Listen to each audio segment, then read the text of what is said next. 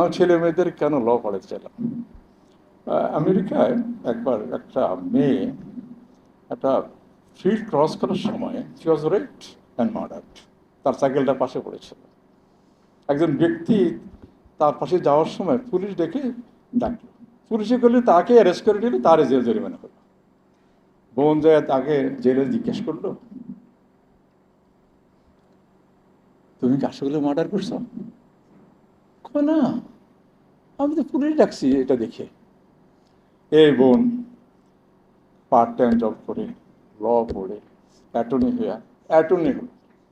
Attorney হওয়ার পরে তার ফাইলটা আবার উঠালো এবং by this time DNA test আবিষ্কার হলো।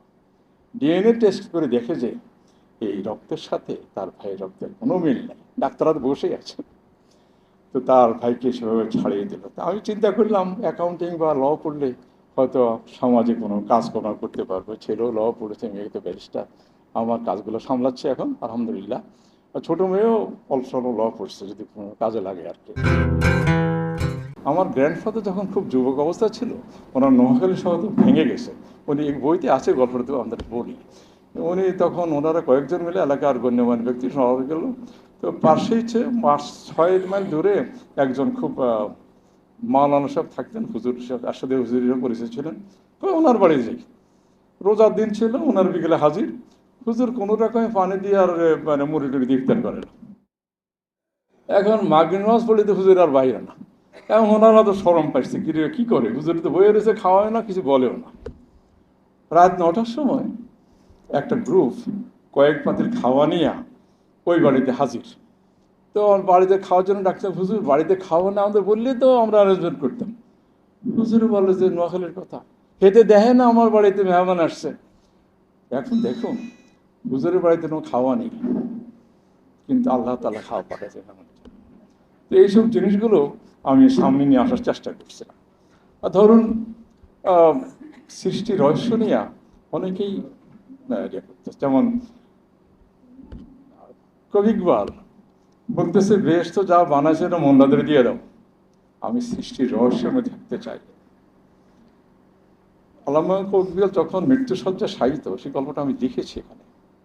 তখন ওনার এক কাজিন উনি দেখতে গেছে ভোর রাত। তো বলে, এই যেত এখান থেকে চা নিয়ে আসো, তো এই দোকান থেকে নিয়ে আসলাম। তো চা নিয়ে আসো, চা কেন, ভোরেও সন্দেহ হলে তোর চা দোকান নেই। চা দোকানে কোথায় চা পেলাম?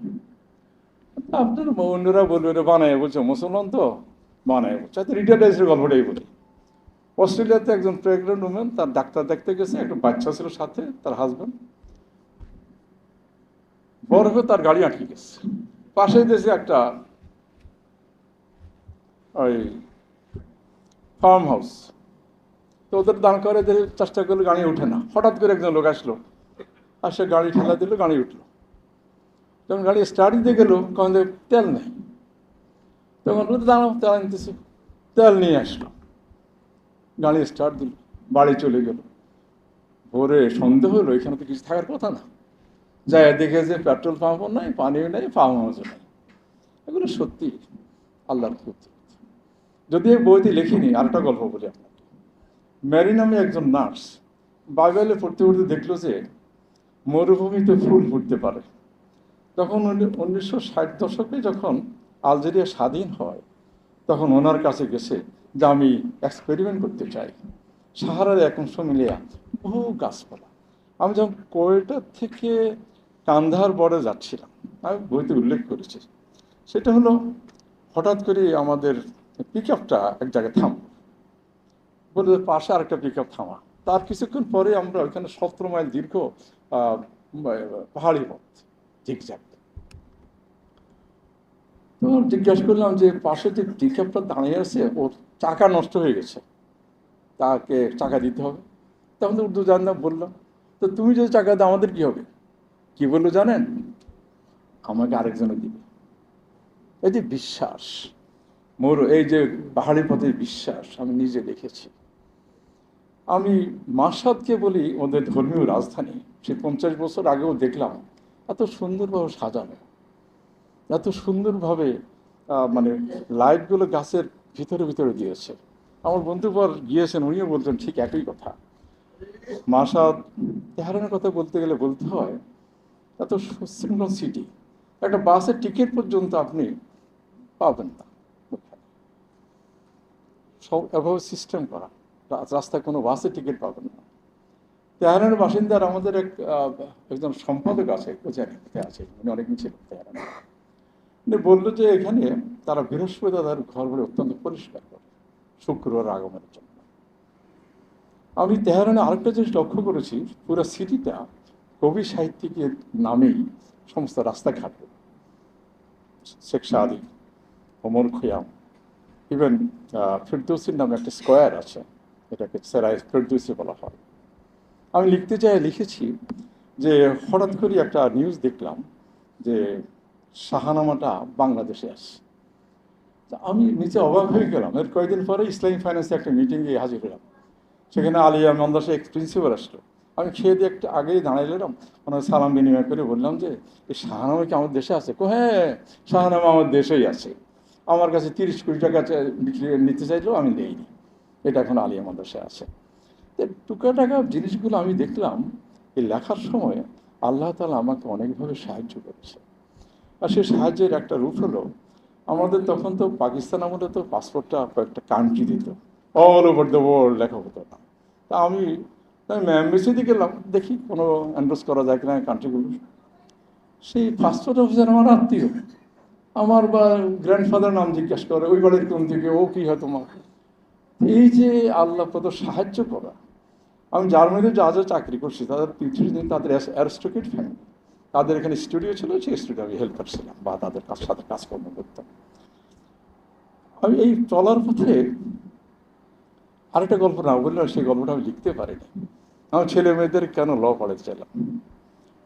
আমেরিকায় একবার একটা মেয়ে একটা ফিল্ড ক্রস করার সময় she was raped and murdered, তার সাইকেলটা পাশে পড়েছিল। একজন ব্যক্তি তার পাশে যাওয়ার সময় পুলিশ ডাকলো, পুলিশে করলে তাকে অ্যারেস্ট করে দিল, তার জেল জরিমানা করলো। বোন যায় তাকে জেলে জিজ্ঞেস করলো,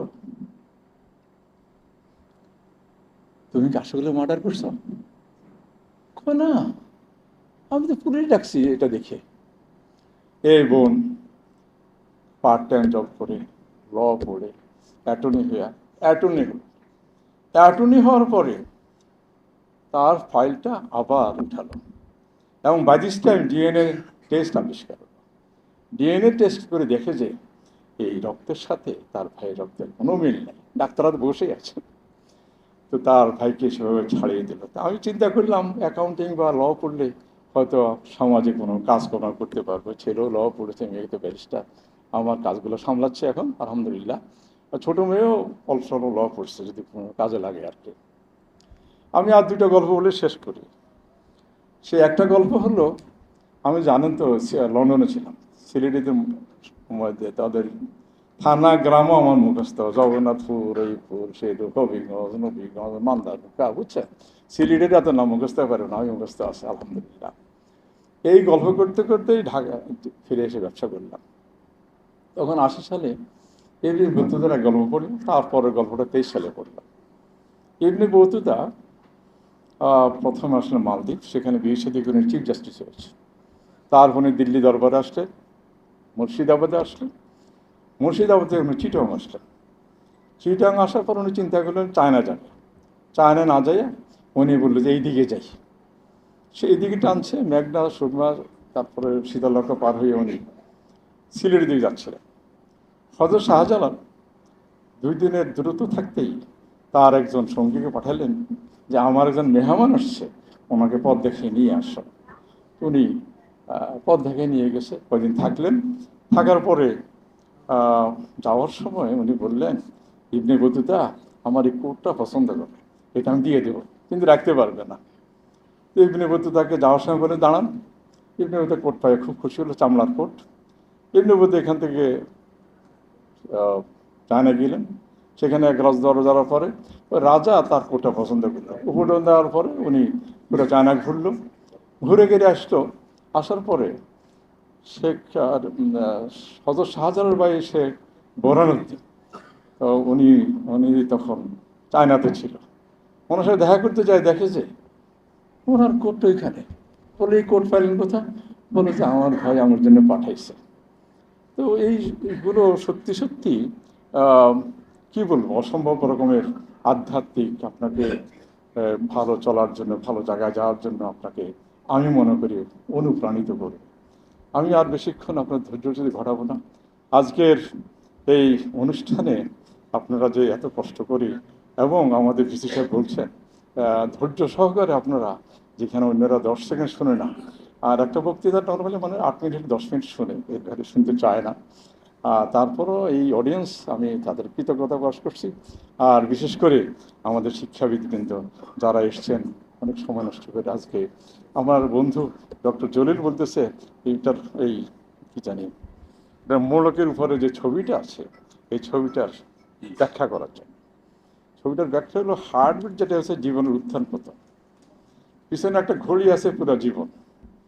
আর পিছনে আমি ওই টার্কি যে ব্লু মস্কটা দেখেছি, এই ব্লু মস্কের একটা পিছনে একটা আছে। তো টার্কি কথা যাই আসলাম, একবার ইস্তাম্বুলে 2 বা 3 বারই গিয়েছি। সেখানে আমার যে হযরত মুসা আলাইহিস সালাম যার বাড়িতে যাইয়া প্রথম তোমার ওঠ থেমেছে, তার বাড়ি হলো, তার নাম হলো হযরত আইয়ুব আনসারী। টার্কি ইস্তাম্বুলে ওনার কবর আছে, আমি ওখানে বাদ দিয়ে গিয়েছি। এটা একটা আশ্চর্য ব্যাপার, ওনার কবর সামনে একটা গাছ আছে 600-700 বছর পুরানো। কবর বাহির হওয়ার পরে আরেকটা গাছ আছে, পুলিশে জিজ্ঞেস করছে এটা 600-700 বছর পুরানো। আমি এটা মানি, এক একটা বছর একটা গাছ 600-700 বছর পুরানো, এটা সত্যি চিন্তার বিষয়। ওই ধরেন বার্ট্রান্ড রাসেল আর বার্নার্ড শোর একটা কথা আছে, দুইজনে বই লিখে নিজের বই নিজেই কিনতে গেছে, আর কেউ বই কিনে না। তা আমি আমার যেখানে শ্বশুর বাড়ি সেখানে একজন বইয়ের লাইব্রেরির মালিককে খুঁজে পেলাম, আত্মীয়তা সৃষ্টি করে ওনার বইতে, ওনার লাইব্রেরিতে বইটা উঠালাম। আমাকে নিয়ে গেল, মনে হলো ওই লাইব্রেরিটা আমার বই জন্য করা, এত সুন্দর করে সাজায় রাখলো। 3 দিন পরে বললো যে আপনার একটা বই লেখা, বই বিক্রি হয়েছে। সেই রাতে আমি ঘুমাইতে পারি। আমার বই আবার কিনবে মানুষ? না, নো প্রেশার সেল, একজন নাইট গাড়ি বইটা কিনেছে। আপনাদের ধৈর্য আর ঘটাবো না। আমি অন্তঃস্থল থেকে আপনার সবাইকে ধন্যবাদ জানাচ্ছি এবং আমার জন্য দোয়া করবেন। সবাই ভালো থাকুন। আসসালামু আলাইকুম ওয়া রাহমাতুল্লাহি ওয়া বারাকাতুহু।